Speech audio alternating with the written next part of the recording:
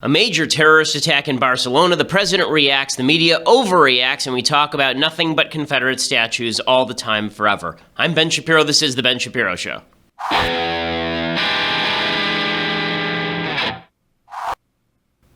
All right, so I have a lot to get to today. As always, been a very busy news week. Honestly, I'm just glad that it's Friday. But before we get to any of the things that I just mentioned, first, I want to say thank you to our sponsors over at Blinkist. So, this is one of my favorite apps. This is something you put on your phone, and what it allows you to do is basically go through a book in 15 minutes. No, I don't mean that it's going to read the entire 500-page book to you at 10 times speed. What I mean is that it sums up the main points of a book in 15 minutes or less. They call them blinks, and this allows you, if you have an hour-long drive, you can go through the main points in 4 books. So this means that you're just getting nothing but information. If you're like me, if you're an information junkie, if you feel like you need to mainline that feed right into your brain, that's what Blinkist is for. And right now, Blinkist, BLINKIST.com/Ben, you do that and you get a free trial or 3 months off your yearly plan. Now, again, what they do is they take popular books that you know, like there's a book called Why Nations Fail.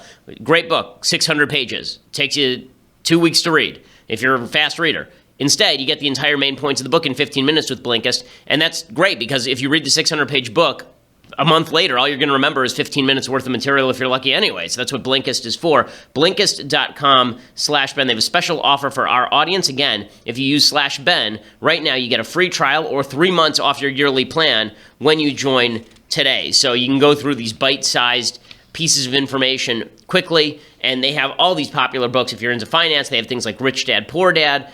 They have a great book called Flow, which is all about thinking better. All of these books are available in 15 minutes or less over at Blinkist.com. So go check out Blinkist.com, use that promo code Ben, Blinkist.com/Ben, and you get your free trial or 3 months off your membership when you get your yearly membership. Okay, so lots to get to. Obviously, the biggest story of the day is not what the media are saying is the biggest story of the day. The media want to focus on Confederate monuments, statues that have been up for 50 years or 20 years or 150 years.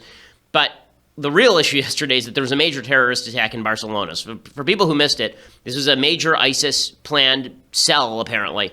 According to CNN, the perpetrators of the terror attacks in Barcelona and Cambrils originally planned to use explosive devices to wreak greater devastation, but were apparently thwarted because their materials detonated prematurely, police said Friday. A house in Alcanar, south of Barcelona, was destroyed in a blast on Wednesday night, hours before one attacker mowed down dozens of people in the heart of Barcelona, killing 13. A group of 5 attackers then drove into pedestrians in the town of Cambrils, killing 1 in the early hours of Friday.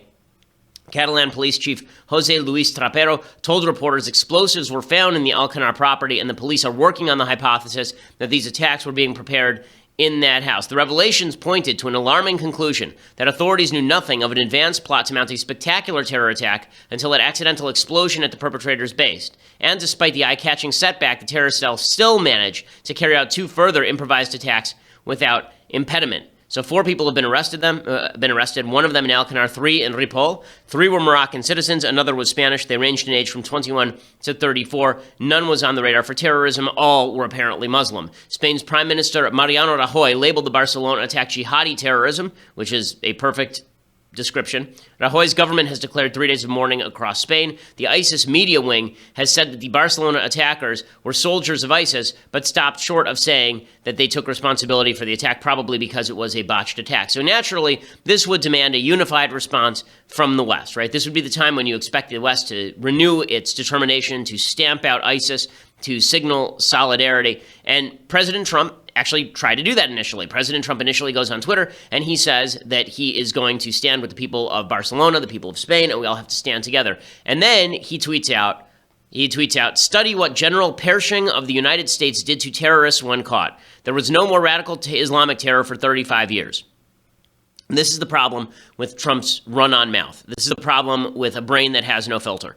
Okay, what he just did is he polarized the response. So instead of everybody being unified, ISIS bad, let's kill them all, instead, in this tweet, he endorses fictitious history. He endorses a fictitious history that includes a war crime, and he slanders General Pershing. Because what is he exactly talking about? What Trump is actually talking about here is a legend wherein supposedly General Pershing, and Trump has told this story before, he said that Pershing was a rough guy, and during the Moro Rebellion in the Philippines from 1899 to 1913, Pershing served as governor between 1909 and 1913. Pershing, quote, caught 50 terrorists who did tremendous damage, and he took the 50 terrorists and he took 50 men and dipped 50 bullets in pig's blood. You heard about that? He took 50 bullets and dipped them in pig's blood. He had his men load up their rifles, and he lined up the 50 people, and they shot 49 of those people. And the 50th person, he said, you go back to your people and you tell them what happened. Okay, so that didn't actually happen. Now, to be fair to President Trump, General Pershing apparently at one diplomatic meeting brought the head of a pig. Apparently the Moros were very, very upset with pork, and apparently there were reports that there were members of the American counterterrorism unit who had taken terrorists and wrapped them in pig skins and buried them, or buried them with pigs. So Pershing had used the Juramentos religious aversion to pigs against them, but there's no evidence that he did what Trump said he did. So what this did is it allowed the media to escape the broader issue, which is radical Islamic terror, and the media, of course, did this. The media were looking for an excuse not to talk about jihadi terror so they could stay on Trump, so that they could stay on what happened in Charlottesville instead of swiveling to cover what is a significantly more deadly terror attack in Spain. This is not to make light of what happened in Charlottesville at all, but just in pure numbers terms, what happened in Spain is a significantly more serious terror attack than what happened in Charlottesville. But the media spent all day yesterday continuing to talk about Charlottesville and talking about this tweet, which is what they wanted to do. In fact, Wolf Blitzer made some of the stupidest comments I've ever seen on CNN. Here is Wolf Blitzer as this was unfolding, trying to suggest that maybe, just maybe, what happened in Barcelona was a copycat attack or something because of Charlottesville? What now? Those shared tactics that should be alarming.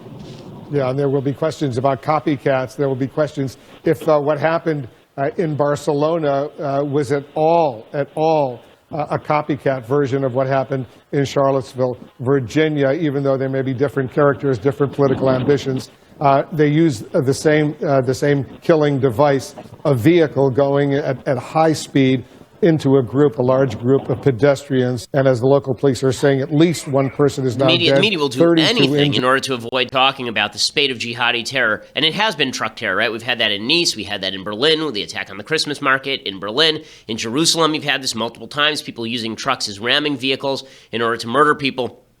But Wolf Blitzer's first instinct is to try and connect this back to Charlottesville because the media would like to continue talking about Charlottesville. And that's just asinine. Okay, the General Pershing comments from Trump are stupid. They're a waste of time. They're a waste of effort. They undermine our ability to get along with some of our Muslim allies. None of this is good. But to suggest that it has anything to do with Charlottesville or that that's the main issue here, Trump, the one thing you can say about Trump, and he certainly has done this, is he has unleashed the military against ISIS. The 1/3 of all territory taken against ISIS over the last 7-8 years has been during the Trump administration. Trump has utterly untied the hands of the military in the fight against ISIS, and it's been actually creating some significant results. To focus in on Trump's stupid tweet or to focus in on Charlottesville in the aftermath of this attack just demonstrates where the media want to put their attention. And it's obvious where the media wants to put their attention. It's amazing. If you think about what happened in Charlottesville, there should be a spate of propositions that everyone of good heart and good mind can agree on. Okay, and these are very basic propositions. Neo-Nazis, bad. White supremacism, bad. Alt-right, white nationalism, bad. Right? All those things, bad. Communism, bad. Anarchism, bad. Violence at nonviolent rallies, bad, right? All of these things I think we should all be able to agree on.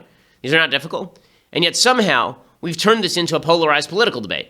I think that if you had just described the things I just said, I think you would get 95% of Americans to agree on those things, right? Communism bad does not seem particularly controversial to me. Antifa, starting violence at particular rallies all across the country, a bad thing. That's not whataboutism, that's just a fact. Okay, whataboutism would suggest that I'm saying that it's okay for the neo-Nazis in Charlottesville to do what they did. I'm not saying that at all. In fact, I've been probably the harshest or one of the harshest condemners of the Unite the Right rally in Charlottesville and the alt-right overall. And white supremacism, bad. I think that 95% of Americans agree with that general proposition. And yet somehow this has turned into a polarized political debate. And it's turned into a polarized political debate because all of the actors want it to be a polarized political debate. The left want to proclaim that there are a bunch of people out there who are racist because American society is racist. Trump wants to claim that the entire left wants America to be called racist so that he can fight back against this, right? Steve Bannon said this clearly, okay? This is not conjecture. Steve Bannon said this in an interview with the New York Times. Please let the left continue to engage in identity politics, and that's only going to help us. Let them talk about tearing down Confederate statues. That's only going to help us. The left thinks it's winning the Confederate statue argument. The right thinks it's winning the Confederate statue argument. Trump thinks he's winning the Confederate statue argument. And meanwhile, the broad agreement that most of us have on these issues is gone. Okay, the broad agreement is gone. Even on Confederate statues, I think there's broad agreement that people in New York don't have a lot to say about Confederate statues in South Carolina. And if the elected mayor of Charlottesville decides that he wants to remove a Robert E. Lee statue, he's an elected mayor. That's his responsibility. He can do that. I may disagree with the decision, but I really don't have a lot to say in that particular decision. I believe in localism, particularly when it comes to cultural, historical issues like this one. I think there's broad agreement on all of this, but you can see that there's an attempt to polarize the country. The left wants people to believe that America is a deeply racist place, and so what they're attempting to say is that anyone who wants to keep the Confederate statues up must be a racist. I was on CNN last night with Don Lemon and a couple of other folks, including Keith Boykin, who's a Democratic strategist, and Keith Boykin openly said anyone who wants to keep the statues up of Confederate memorials is a racist or is a white supremacist. Don Lemon verged on that, and I actually called him out on it. I questioned him on it, and he backed off of it. But this is one of the things that's really nasty. And then on the Trump side, you have a bunch of people like Pat Buchanan who are out there almost overtly declaring support for white supremacism because they think they have to do that in order to fight the left, or because they actually believe it. And we'll get to all of this in just a second. But first, I want to say thank you to our sponsors over at USCCA. You would do virtually anything to keep your family safe. And that's exactly what Gary Gross was thinking when two intruders broke into his Cincinnati home last week. His wife, his infant son, they were sleeping in a back room, and Gary grabbed a hammer and confronted strange men when they were in his house. He was outnumbered 2-1. He grabbed his gun. He shot the men before they could go any further. He was lucky that he was prepared. But you may not be prepared, and that's why you need to talk to my friends over at the USCCA. You need to have the USCCA in your corner when you have to do the unthinkable, like pull the trigger in a bad situation. Visit defendmyfamilynow.com to see their world-class training and resources, as well as their invaluable self-defense coverage. That self-defense coverage means that if somebody comes in your house and you have to shoot them, then you're not going to spend the next 3 years of your life spending money on lawyers so that you can defend yourself. As an added bonus, when you activate your membership, you get a free entry right now to win today's gun. They give away a gun today, so you can be prepared to defend yourself and your loved ones. You can just go over and sign up, defendmyfamilynow.com. Again, that's defendmyfamilynow.com. They provide you the training, the resources, and maybe, if you're lucky, the gun at defendmyfamilynow.com. The USCCA is doing wonderful work. They're one of our favorite endorsers. Okay, so speaking of leftist overreaction, again, the left always has to overstep. It's so funny.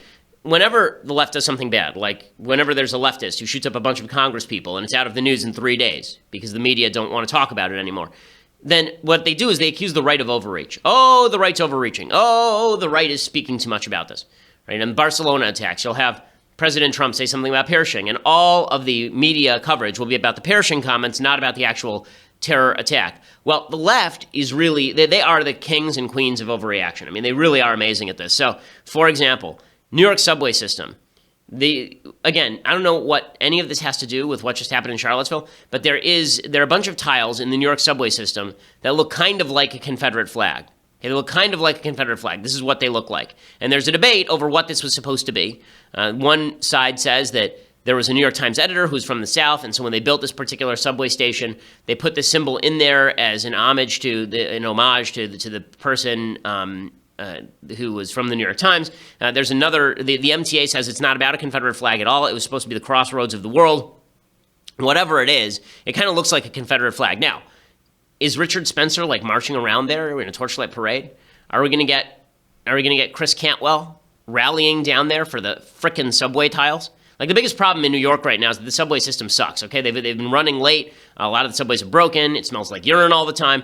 And now they're worried about, what is this? There's got to be about 25 tiles, right? I mean, it's about 25 tiles in a subway station. And this is what they're deeply concerned about, is getting rid of these subway tiles. Again, the overreaction is astonishing.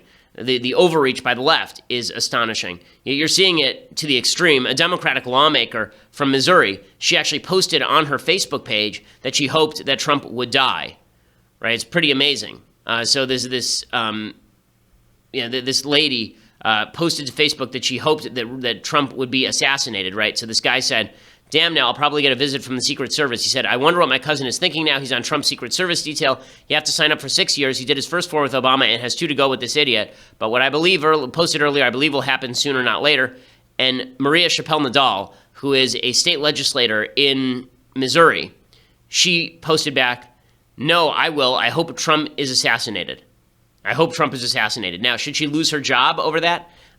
Yes, she should. Okay, you should lose your job over that when you are an elected official and you hope for the assassination of your political opponents, then you should lose your job over that. Imagine if the situation reversed and it had been some Republican legislator saying that about Obama. How fast would his job be gone? Almost immediately.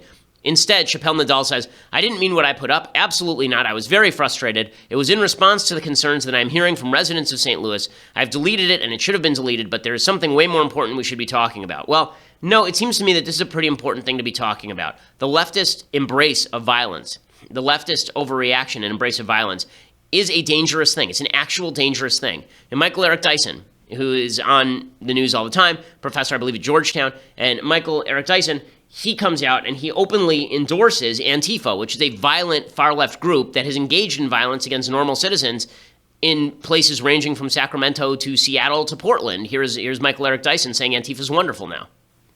The people that we claim, Black Lives Matter, the Antifa movement and so on, are interested in preserving the fabric of America. Mr. Miller says, again, that there was violence there, but the problem is to equate the violence in reaction against bigotry with the bigotry itself is to misunderstand the fact that when you go to cancer treatment, the radiation is tough treatment, but it is meant to remove the cancer. So what he fails to understand, and what the president especially fails to understand, is that you are complicit with the worst currents of bigotry in this country when you try to draw a false equivalence between secessionists and racists and Confederate defenders and bigots and neo-Nazis and African-American and white people and others who have defended the right of this nation to really seek a path of healing. Okay, again, so what he says there is so wrong. When he says the way to fight cancer is with radiation, okay, I agree that the alt-right is a cancer. I agree that white supremacism is a cancer, but it's not a cancer that's going to require surgery. It's not a cancer that kills the patient.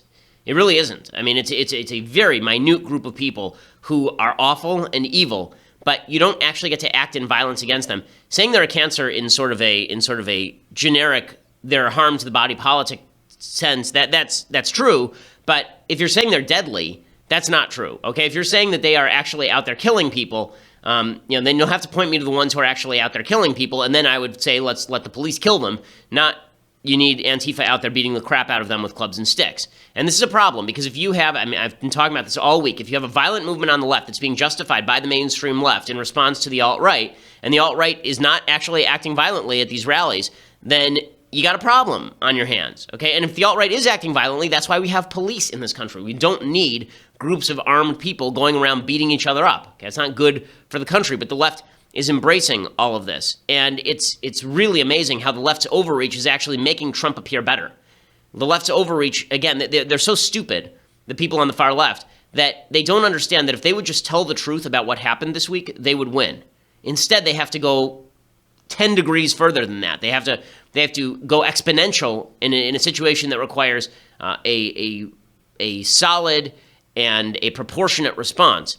The covers from The Economist and The New Yorker are not going to be helpful to the left cause either. So the New Yorker has a cover of Trump on a boat blowing into the sail, and the sail looks like a Ku Klux Klan hat, and The Economist has a cover of Trump shouting into a KKK hood that looks like a loudspeaker. This sort of thing is just going to lead a lot of Trump supporters to think that he's being unfairly maligned, since Trump did, in fact, actually condemn the KKK. I mean, that's one of the things he actually did do during his Tuesday crazy press conference. He did a lot of other things that I thought were terrible, but he did say that he condemns the KKK. So for them to use the KKK hood as sort of the symbol of what he's doing, I understand it's art, but it's also art that is not geared toward helping the conversation particularly much. The left is doing the same thing on this Confederate statue issue. So as I mentioned, there's this attempt by the left to suggest now that we must talk about Confederate statues because Richard Spencer and the alt-right and the Unite the Right rally decided to rally around Robert E. Lee statue. So now we're going to have a big, broad national conversation about Confederate statues. And Donald Trump said that we ought to think about whether there's a limiting principle, basically. We ought to think whether the people who want to get rid of the Lee statues also want to get rid of the Washington statues. And people on the left went, no, that's crazy. That's not true. Keith Boykin said that to me last night on CNN. He says, no, I think that there's a distinction between Lee statues and Washington statues. I fully agree, by the way. But CNN's Angela Rye did not. And I called her out last night on CNN for saying this. She was fully on board with the idea that Washington and Jefferson statues have to come down. American history is not all glorious, and even though I love John to death, I couldn't disagree more about George Washington. George Washington was a slave owner, and we need to call slave owners out for what they are. Whether we think they were protecting American freedom or not, he wasn't protecting my freedom. I wasn't someone who my ancestors weren't deemed human beings to him. And so to me, I don't care if it's a George Washington statue or a Thomas Jefferson statue or a Robert E. Lee statue. They all need to come down. There is a way that we can recognize and appreciate. I'm not feeding into white supremacy. I'm calling out white supremacy for what it is. And sometimes what it is, John, are blind spots. Sometimes what it is not acknowledging that this country was built upon a very violent past that resulted in death and the raping and the killing of my ancestors. So I'm not going to allow us to say that it's okay for a Robert E. Lee but not a George Washington. Okay, so Trump said that, and Trump was right. Okay, there is a portion of the hard left that wants all of those statues to come down. Al Sharpton, an absolute disgusting race-baiting anti-Semite. He said the same thing yesterday about the Jefferson Memorial. Like, Al Sharpton gets to be the judge of bad symbolism. Al Sharpton was involved in incitement of riots in 1991 in Crown Heights, ending with the murder of an Orthodox Jew. He was involved in the Freddie's Fashion Mart debacle later that decade, in which a bunch of people were killed after somebody set fire to a store that Al Sharpton was railing about. That guy had attended an Al Sharpton rally where he was railing about white interlopers in the inner city. Al Sharpton, nonetheless, here he is saying that Thomas Jefferson, he says that we should blow up the Jefferson Memorial. I mean, this is crazy. This is not some kind of removed discussion from us.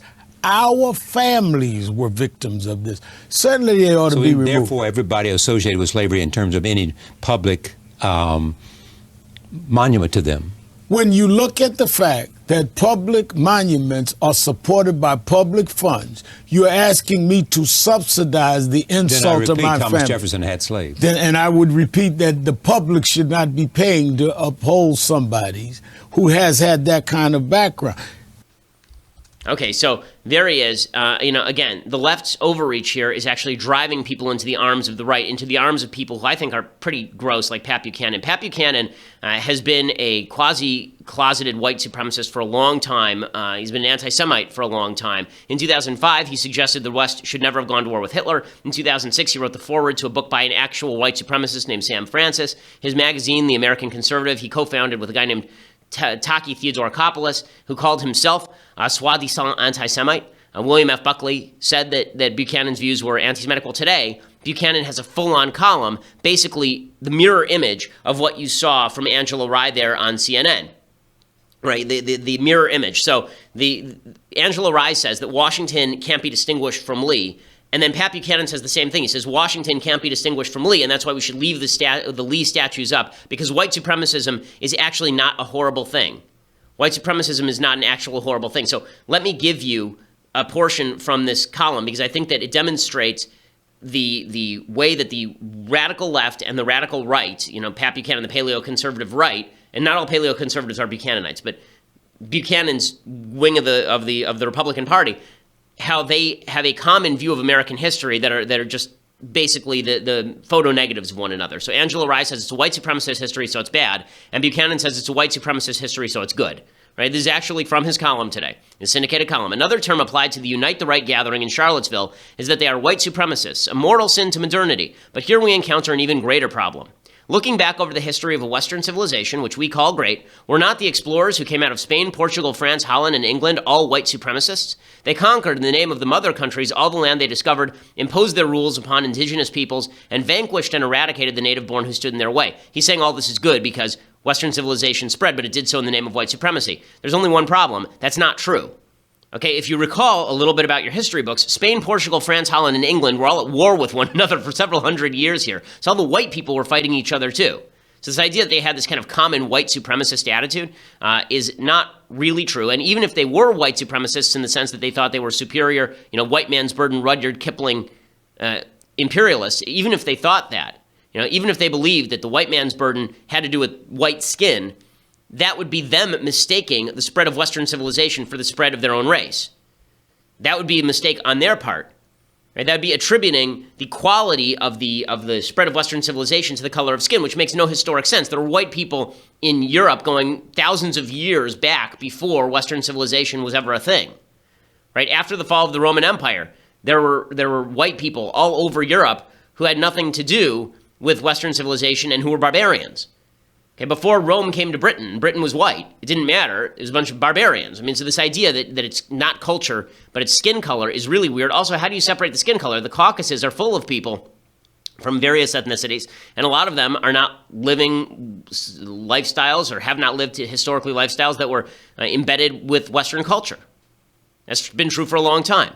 But here is Pat Buchanan. They believed European man had a right to rule the world. Beginning in the 16th century, Western imperialists ruled much of what was called the civilized world. Was not the British Empire one of the great civilizing forces in history, a manifestation of British racial superiority?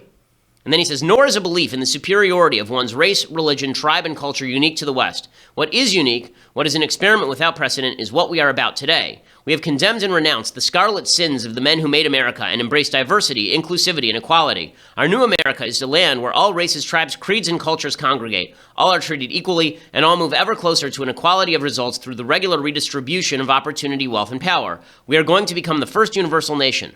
All men are created equal is an ideological statement. Where is the scientific or historic proof for it? Are we building our utopia on a sandpile of ideology and hope? So notice the conflation that Buchanan makes here, right? The all men are created equal was an ideological statement. It's also something that the founders considered self-evident. What it meant was man is made in God's image and has inalienable rights. That's the next phrase of the Declaration. The founders did not mean that all people have equal qualities. That, of course, is not true. But they meant that all human beings are capable of achieving freedom. They didn't mean culture doesn't matter. The founders obviously didn't believe that.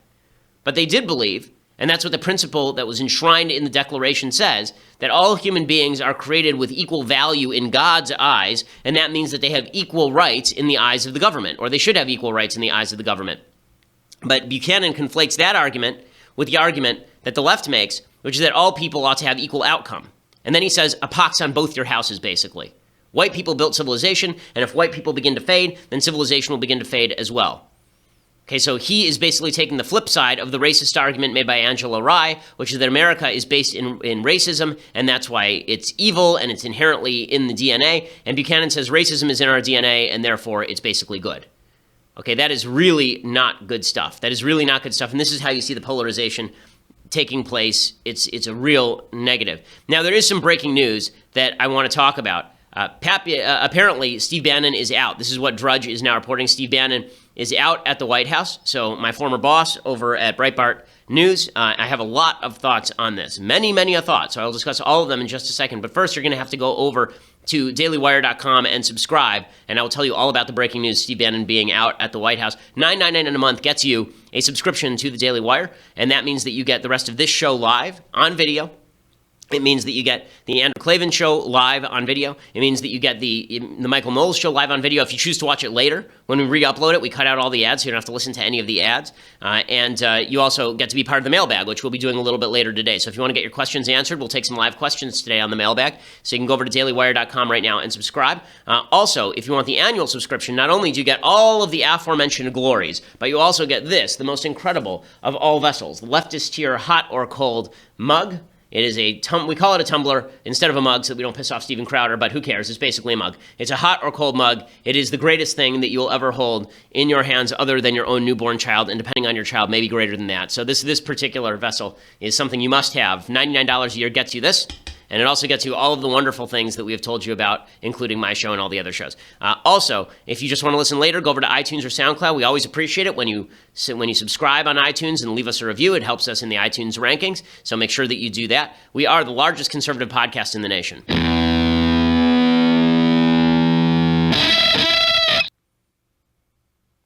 All right, so Steve Bannon is out at the White House. This is the news, the breaking news from the Drudge Report. And Drudge should know because, Drudge is very tapped into the administration.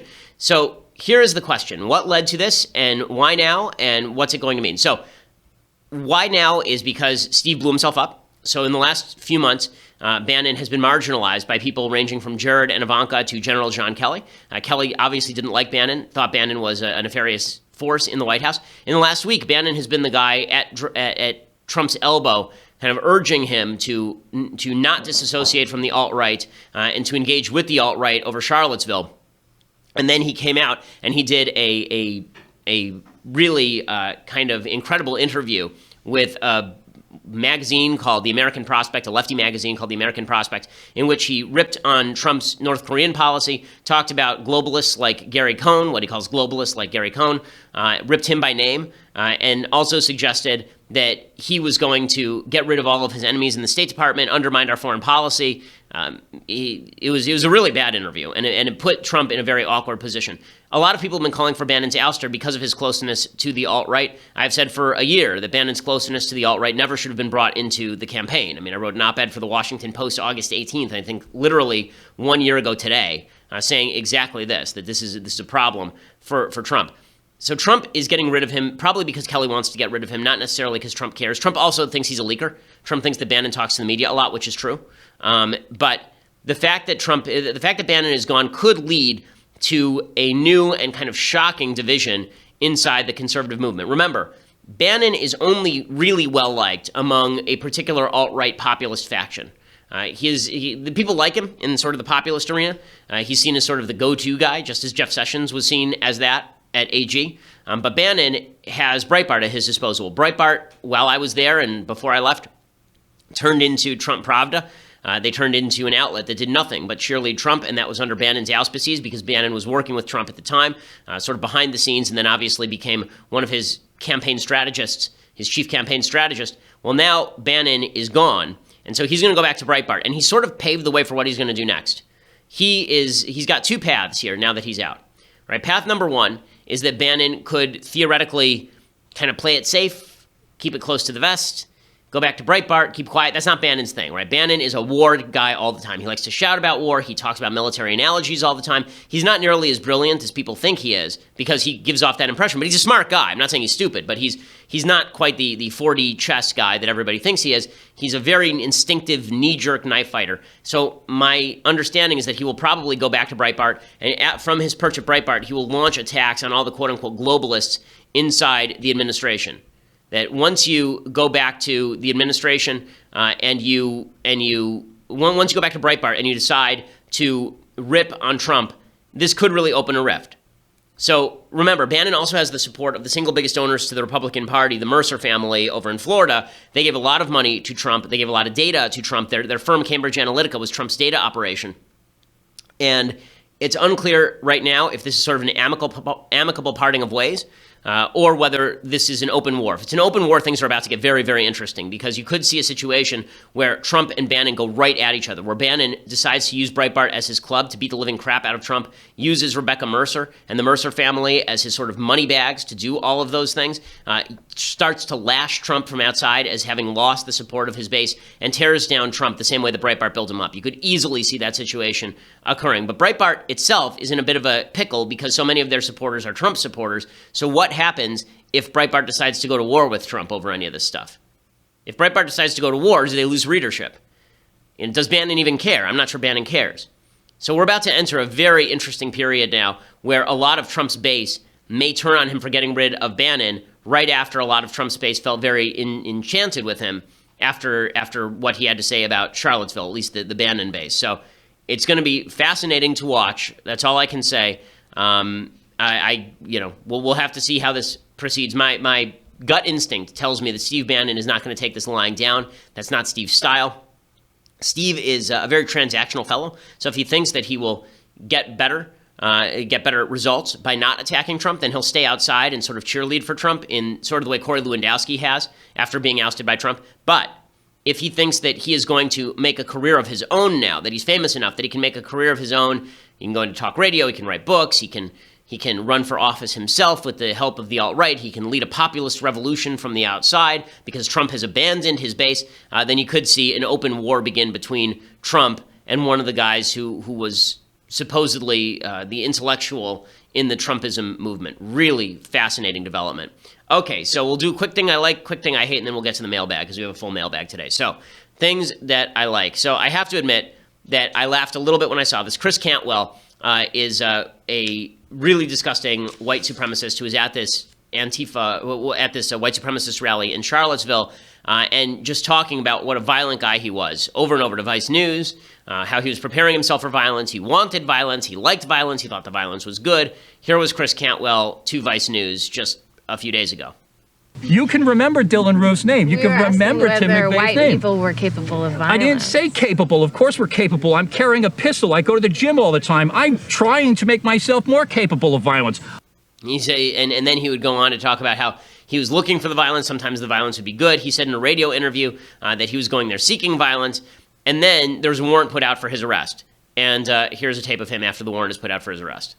I contacted the local police. I called the Charlottesville Police Department, and I asked them, I said, I have been told that there's a warrant out for my arrest. And they said that they wouldn't confirm it, but that I could find this out if I,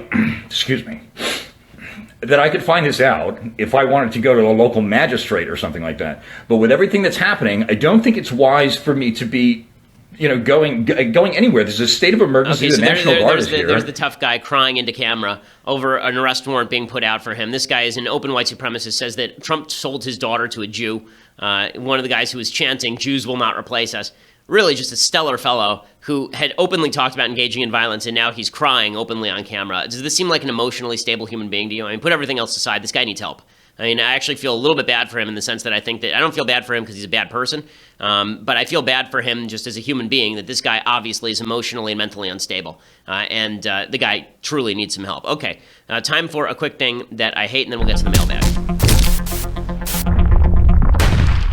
Okay, so today's thing I hate comes courtesy of Mark Steyn. So I usually like a lot of what Mark Steyn has to say. I think he's a really, really talented columnist. His book on Broadway is terrific. He was on with Tucker Carlson, and he started ripping on the tech industry, how a lot of these tech companies had pulled service from some users, and Steyn suggests that the government needs to get involved.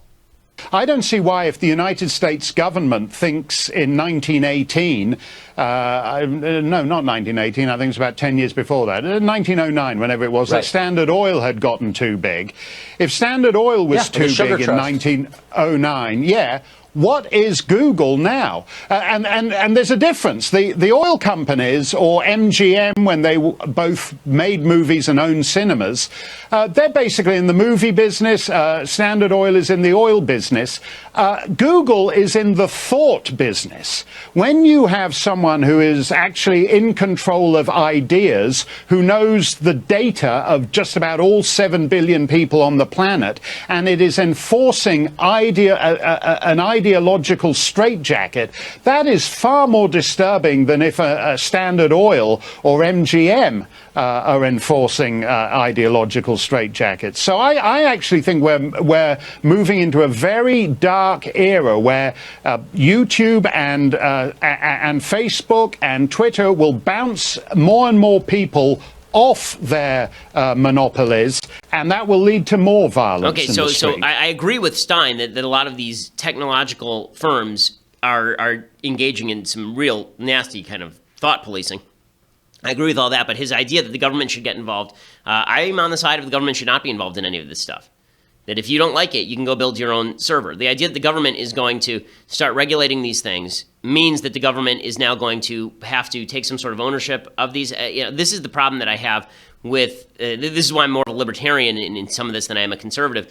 I don't think the government should be involved in regulating how private companies do business. I think that's a dangerous, dangerous principle. And once you start doing it, it's hard to stop it. Okay, so let's jump right into the mailbag. So, Ian says, Ben, recently there have been advancements in science in relation to gene editing, and the future possibility of being able to safely edit people's genes seems to be getting closer and closer. From a religious perspective, do you believe this to be morally correct? I understand we are creations of God, but in examples of curing diseases and such, is it just for us to change ourselves from the way He has made us? So here is a distinction, here's a logical distinction that you can take or leave. Let me put it this way.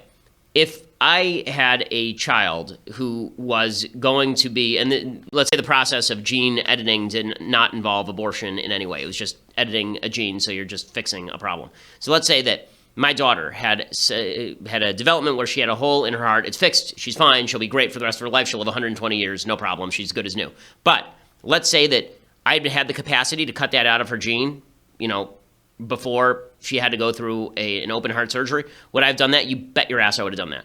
The same thing is true for the Tay-Sachs gene. The same thing is true for BRCA, the cancer gene, the breast cancer gene. To cure diseases or prevent diseases seems to me a proper use of gene editing.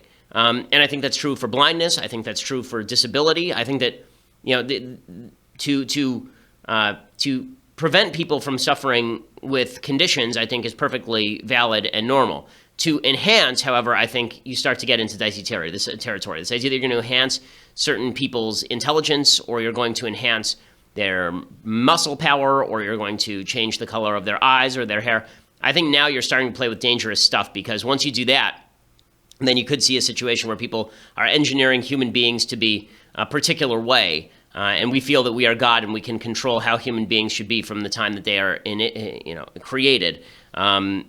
You could see a very dangerous situation for a couple of reasons. One, you could see a situation where people just decide they don't want a particular type of human being, so we're just going to breed it out of the population. You could also see a situation where the people who are very wealthy can afford gene editing, and their kids are perfect, and you can see a situation where poor people cannot, and their kids are kind of normal, and it actually exacerbates the divide in society.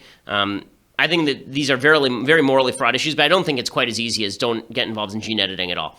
Gabriel says, hey, Ben, greetings from Brazil. Do you think the sharp increase in nihilism and self-hatred in the West has a direct correlation to our rejection of religion, as Nietzsche predicted? Yes, I do. I think that the rejection of faith in favor of science has led to the destruction of both faith and science. I discussed this last week in The Big Idea, but the idea that we are free human beings capable of making decisions, the idea that we have free will and change our minds, the idea that we have moral responsibility for our actions, all of these things are products of faith, not products of science. And science has actually undermined a lot of these claims, leading to a deterministic universe that forces you into a sort of existential nihilism.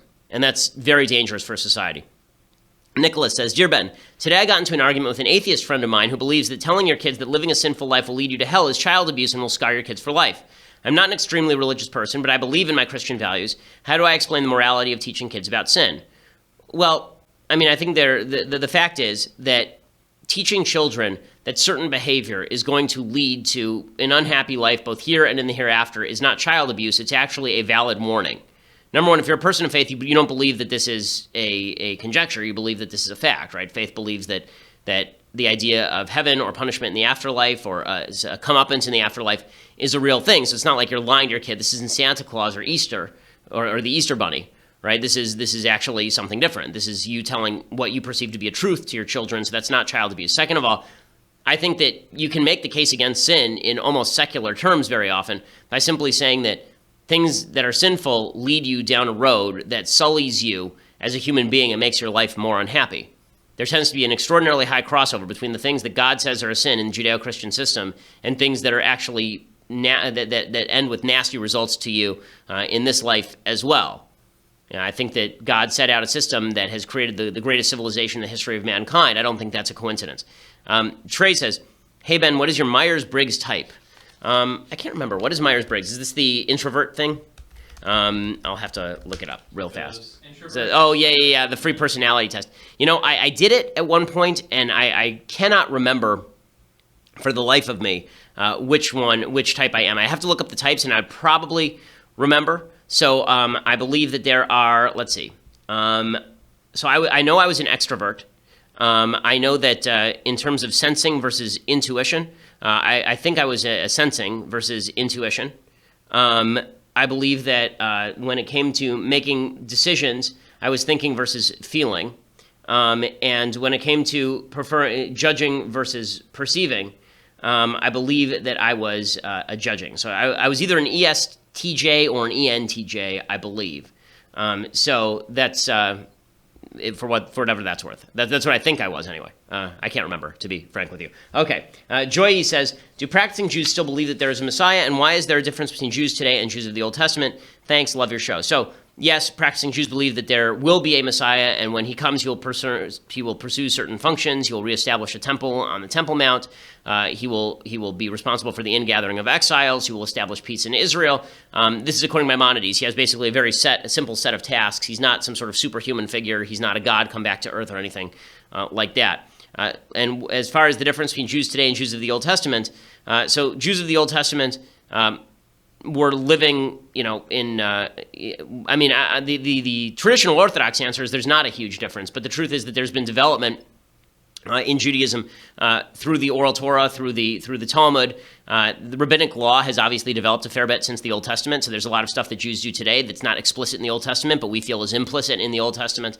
And so Moses may not recognize some of the practices that we pursue today in Judaism, but the idea in the Talmud, and explicitly says this in the Talmud, is that Moses would come back and he'd be happy that he doesn't recognize that because he set up a system of lawmaking and law-giving, and we've developed that system.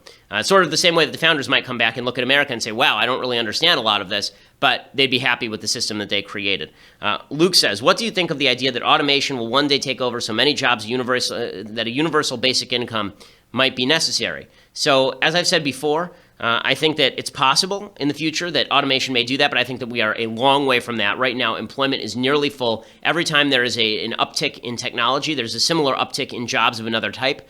I know that everyone always thinks that we've reached the end of the industrial road. People thought that in 1850 with the Industrial Revolution, which is why they were breaking machines. But I don't think that we've come close to that yet. John says, hey, Ben, at any point in time did you consider joining the military? Yeah, actually, after law school, I considered whether or not to join JAG.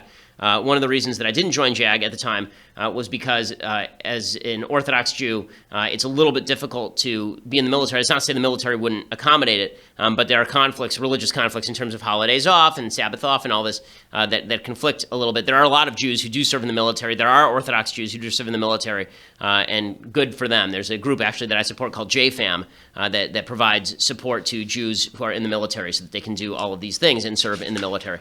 Let's see. Jim says, hey, Ben, I would like to know your thoughts on the new intentional walk rule in baseball.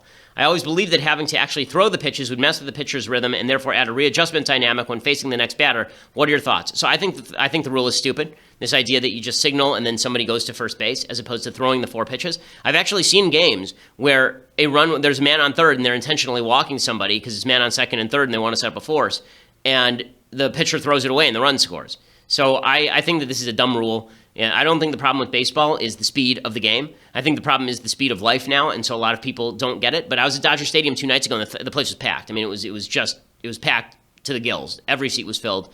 There's still a lot of interest in baseball. It still draws millions and millions and millions of people to the ballpark every year. The one rule I do like this rule. The 30-second rule for pitches, I think, is good. And I think they should also have rules about how many times batters can step out of the batter's box and adjust their gloves and all this stuff. The pitchers have a rule. I think the batters should have a rule, too. Once you're in the batter's box, you get to step out like once during an at-bat, but you don't get to step out between every pitch. Jackson says, hey, Ben, do you believe the Earth was formed over 6 figurative days, or do you believe it was formed in 6 literal 24-hour days? So Gerald Schroeder is a scientist who's written a book called God, Science, and the Big Bang, I think it's called, in which he discusses this. One of the problems with the literalist version of it was created in 6 24-hour periods is that the sun was not created on the first day, right? The sun was not there, and so the idea that a day in the Torah at the beginning means the same thing as a day now is kind of an odd contention. Gerald Schroeder does something really interesting. He talks about the wavelength of, I believe it's the wavelength of background radiation in the universe. And he talks about how as the universe expands, the wavelength of the background radiation gets longer. And so, in fact, the number of waves in a 24-hour day of background radiation actually equates to the number of waves that would have been millions of years before the Big Bang occurred. It's kind of interesting. I may be explaining it poorly. You should go read the book. Chalin says, what do puppies, kitties, piglets, and just-hatched baby sea turtles have in common? I don't even know what this means, or why this is in the mailbag, or what is going on right now. They're all animals? What is there another answer I'm supposed to be giving here? There's got to be a meme thing that I'm just not getting. Anyway, we've reached the end of the week. Steve Bannon is out. We'll have a lot to talk about on Monday. That is for sure. I'm Ben Shapiro. This is The Ben Shapiro Show.